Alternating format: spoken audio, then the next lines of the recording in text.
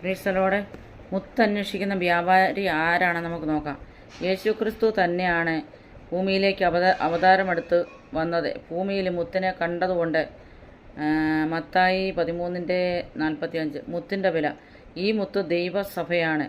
ദൈവസഭയിലുള്ള മനുഷ്യരെ ആണ് ഈ മുത്തിനെക്കുറിച്ച് സാദൃശ്യമാക്കിയിരിക്കുന്നത്. ഈ വില സർവ്വലോകത്തേക്കാളും വിലയുള്ളതാണ്.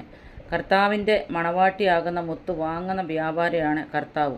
സദൃശ്യം 31:10 സാമർഥ്യമുള്ള ഭാര്യ ആർക്ക് കിട്ടും? അവളുടെ വില മുത്തുകളിലും ഏറും. അത് ക്രിസ്തുനാഥൻ്റെ മണവാട്ടിയാണ്.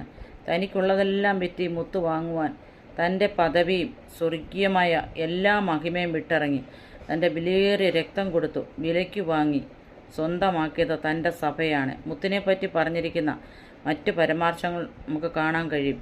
മത്തായി 6:6 സദൃശവാക്യം 31:10 സദൃശ്യം 3:13-14 യോബ് 8:11 സദൃശ്യം 20:15 മുത്ത് ഏറ്റവും വിലയുള്ള ഭംഗിയുള്ളതുമായി ഈടുള്ളതുമായി കാണാൻ കഴിയുന്നുണ്ട്. പ്രിയപ്പെട്ടവരെ,